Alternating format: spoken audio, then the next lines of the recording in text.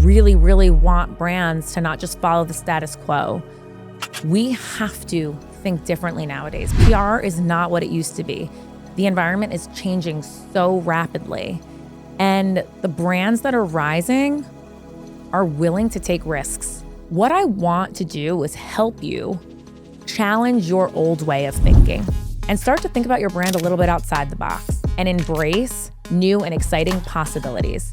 There's so many brands that in this economy have been struggling to find their identity, or maybe brands that are legacy brands that are really trying to keep up with the fast-paced environment. And my biggest piece of advice there is go back to what it is that you stand for. Re-engage the consumer, let them know that you care about them and that you're listening. If you stop listening to the consumer, your brand is dead in the water. I have been in beauty for a really long time. I've been working in the PR industry for nearly 2 decades, and beauty has been the vertical that I've loved the most, I've had the most passion for, and I've had an opportunity to see the inside of brands from the ground up, and that's been really exciting. The reason why I chose beauty was because as a young girl, I'm a first-generation Dominican. I grew up in a predominantly white town, and when I would go to CVS or Duane Reade shopping for hair care products or beauty products, I didn't really see myself reflected in those beauty aisles, right? So trying to find a foundation that matched my skin tone or trying to figure out what products would work for my hair, it was really challenging. And as a preteen, those experiences started to shape what I thought about beauty, how I thought about myself, my own self-image. And it made me realize that we have such a big responsibility to build brands who think about the consumer on a really, really deep level. And so I kind of set out on a mission to get to know the beauty industry from the inside out. At first, I thought I wanted to maybe write about the beauty industry or just plan events about the beauty industry. And it wasn't after doing some internships and different opportunities that I realized that, first off, that I learned what PR was. All those years ago, it wasn't this really well-known career, especially not like it is today. I think back then they were still faxing out press releases, but I got really interested in the world of PR and storytelling. And I've always been a natural storyteller. I love to talk. You're going to learn that. And I love to tell stories. I love to captivate audiences. It's something that comes natural to me, but also really excites me because I think of it as kind of a love language, a way that you can connect with people. And so I got into the world of PR. I worked at some of the greatest beauty brands in the industry. I worked at agencies, and I was able to cut my teeth from the ground up, understanding what made these brands tick. I also got to see kind of the inside of what was ultimately the demise of certain brands. So I've seen the rise and fall of all of it through a completely different lens. Instead of just seeing it from the consumer side, I now got to see it from the side that was creating the story, right? Or fixing the story. And usually in PR, we're the fixers. We're the ones that are able to come craft a message and allow brands to live up to the challenge and kind of thrive in a world that, especially in beauty, can be super oversaturated. I really set out to, with every single move that I made throughout my career, get to know the beauty industry more and more. And I wanted to be a part of shaping that story, shaping different brands, getting my hands really dirty with what it takes to actually build the most iconic beauty brands. What makes them tick? And my career led me to starting my own agency. And so I've also been a founder. I know what it's like to have to grind from the bottom up, have to work day in and day out to get your own brand out there, to build your own executive brand presence, to have to juggle many hats, as many founders do. And I think that really gave me a new and fresh perspective on what it really takes to build a brand. When I had to do it on my own, I realized, wow, there's a lot more to it. And so being able to see both sides opened my world to so much more because I had lived experiences in all the arenas now, and my skills, I was able to hone those skills even deeper to be able to help founders tell their story and to be able to help big brands understand how the consumer thinks. Fast forward to today, I joined MMC as the head of beauty. And it was really a full circle moment for me because after years of blood, sweat, and tears, really trying to shape the industry, really trying to make a change, when I decided to take on this role and all the exciting opportunities that lied ahead and opportunities and challenges that lied ahead, I knew this was the right next step, right? It really fulfilled my mission of wanting to help brands grow their presence, captivate their audiences, and founder indie brands, huge legacy brands to be able to stand out in an oversaturated market. And I thought, wow, this is an opportunity to bring all of that together. So I've been really, really excited about bringing my role and my experience into MMC. MMC is such an amazing agency that has been known for their artfully disruptive and challenger mentality. And I have that same mentality, right? I want brands to think outside the box. I really, really want brands to not just follow the status quo. We have to think differently nowadays. PR is not what it used to be. The environment is changing so rapidly. And the brands that are rising are willing to take risks.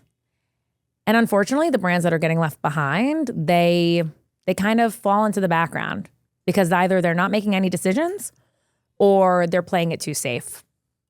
I want to talk a little bit about a trend that I'm seeing that is popping up in different ways. And I think that certain brands have done it for like the last year, and now brands are starting to catch up and adapt it in their own way. And the reason why I think that this is really important is because as a brand, whether you're in-house at a brand, you're an executive at a brand, you've been there for years, you just started, or you're an indie founder, what I want to do is help you challenge your old way of thinking. What you think you know, just put that aside for today, for this episode, and start to think about your brand a little bit outside the box, right? We need to challenge our old way of thinking and embrace new and exciting possibilities. And so I work with a lot of brands, and the first thing they say to me is, but we can't do this, Cris, but this isn't going to work. And honestly, to me, that's kind of an excuse. I think there's always a way. There's always a way to be able to apply this challenger thinking to your brand. Is it a budget restriction? Is it the fact that there's too much red tape? I've heard every single excuse. And if you are willing to, for a second, put on a different hat and think that anything is possible, I am telling you, that is the intersection of greatness and beauty and in brand building in general. And so right now we're seeing a lot of brands essentially readapt what they believe to be as an ambassador. For years, we honed in on influencer, creator. And these traditional type of campaigns where we'd lean into influencer seeding or organic opportunities where we'd seed products or we'd maybe work with them on a paid campaign so that they post on their social. But it's been really exciting to see brands adapt ambassadors in different ways. The first way I will say is using a celebrity in a non-traditional way. A celebrity, let's say it's even a high-level creator with a really big name. Use Poppy and Alex Earl, for example. They gave brand equity to Alex Earl in exchange for her to appear in a commercial, which ended up airing at Super Bowl, and to just be a really authentic ambassador of the brand because she was invested in the future of the company. And then, as we know, Poppy went on to sell for over $1 billion and was an extremely quick exit because they were a challenger brand. They were thinking fast. They were really, really changing the game when it came to your traditional way of thinking. They took big risks and they got big rewards. And honestly, it's something that I say all the time. Anything that is worthwhile, any big opportunity is always going to be on the other side of a really big risk. And you have to get comfortable taking risk. And you have to be willing to stand up for what you believe is a fantastic opportunity to grow the brand. And that can be really hard when you're used to a certain infrastructure, or if you're new to the game and you're an indie founder. I get it. Trust me, I've been there before. Sometimes you feel like the risk is too scary. But I mean, to me, ask yourself, what is the risk of not doing it, right? And then weigh out your options from there. I also think that on this idea of ambassadorship, what I've loved seeing is brands that are leaning really heavily into community as their ambassadors and the real consumer. More and more, we are starting to see, especially these indie brands, because I think they're able to adapt this a lot faster than some of these larger brands, but we're starting to see these brands welcome in their community to be a real voice in creating their brand. And I think that's super cool. I know that when I was younger, I would have died to be a person that was tapped into from a brand to be able to share my feedback. I think that when you are listening to the consumer and what they actually have to say, you are able to make changes that matter.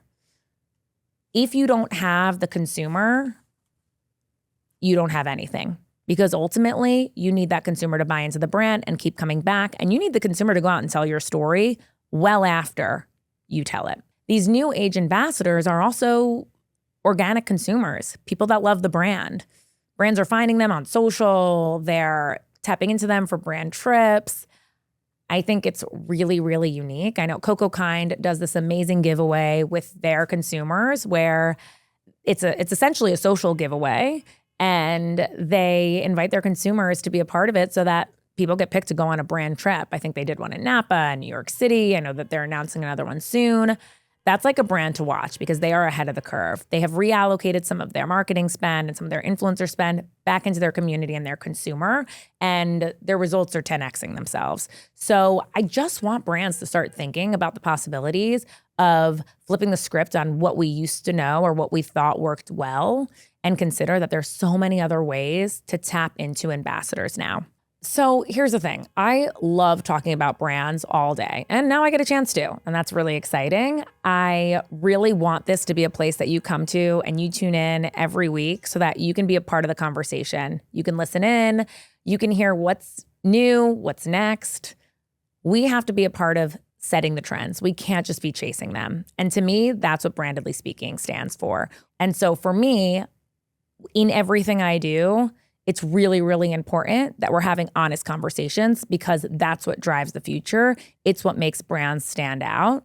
If you don't know what you stand for, or your message isn't clear, you don't really have a brand. You kind of have an idea. When you start showing up, there's something that is memorable about your brand. Maybe it's the logo, maybe it's the packaging, maybe it's the product. Hopefully it's all of the above. You start to brand build. When you start to craft stories around your brand that are memorable, that people literally go to counter for, now you have a brand and you have a brand presence. And when we look at what makes brands stand out, we are working on pulling out the most unique story about their brand and letting that do the job for us. There's so many brands that in this economy have been struggling to find their identity, or maybe brands that are legacy brands that are really trying to keep up with a fast-paced environment.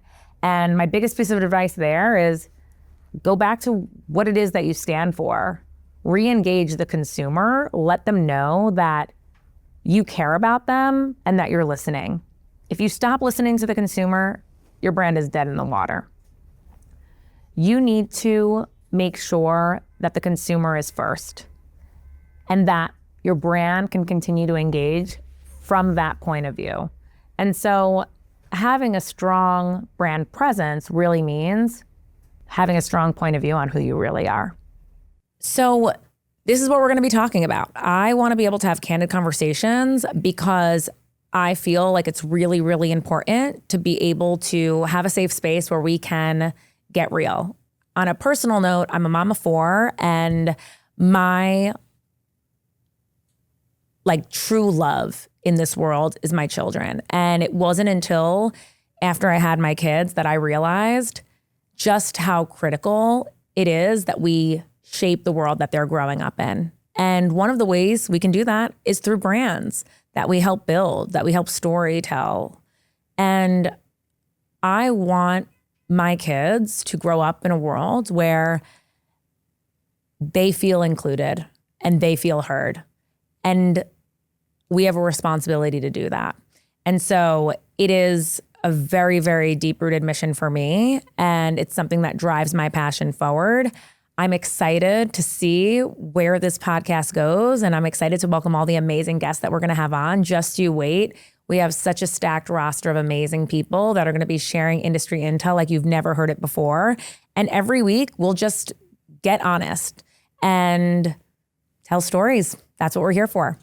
If you enjoyed that episode, like, comment, subscribe, and leave us a review. This is Cris Gordon, and I'm your host of Brandidly Speaking.